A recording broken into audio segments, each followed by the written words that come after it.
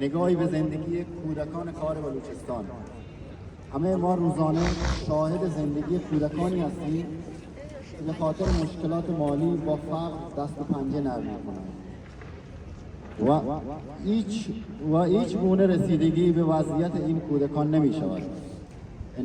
هنگامی که سخن از عدم رسیدگی می شود، اذهان به طرف کسانی که در مجلس دولت و دولت ایران صاحب کرسی هستند.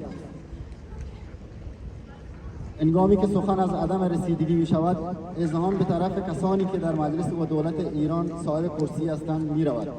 وظایف این کرسیداران رسیدگی به وضعیت جامعه می باشد و همین افراد قبل از رسیدگی به قدرت با شعار گفتار درمانی خواهان رسیدگی سریع به وضعیت اقتصادی جامعه هستند، اما بعد از رسیدن به قدرت از کوچکترین وظایف خود سر باز زده و به امور رسیدگی نمی کنند.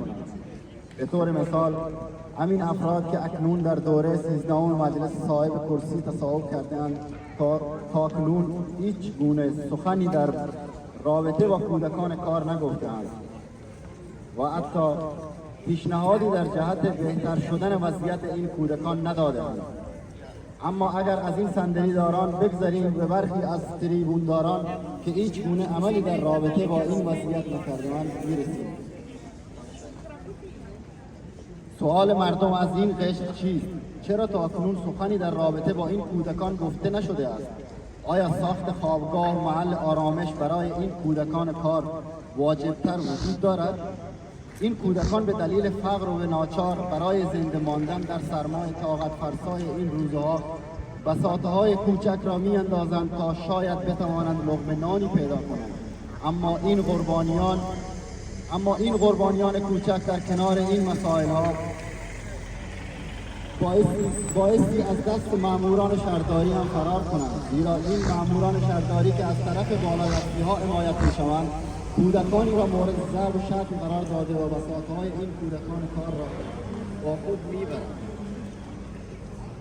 حال یک نگاهی به سرمایه‌های بیشمار و چپاول شده بلوچستان بیندازیم.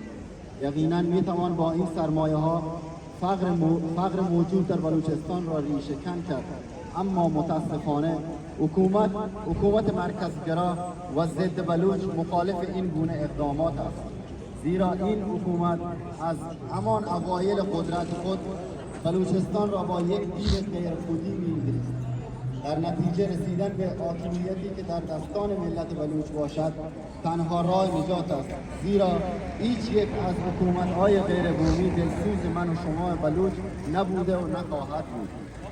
این سرزمین مادریمان است که قرن‌های تاریخی غنی دارد، سرزمینی که قبل از سده اخیر هرگز به دست بیگانگان اداره نمی‌شد. این ما مردم بلوچ هستیم که برای ایجاد یک بلوچستان بار دیگر بایستی متحد شویم و حق حاکمیت ملی و حق تعیین سرنوشت آن را به دست بیاوریم.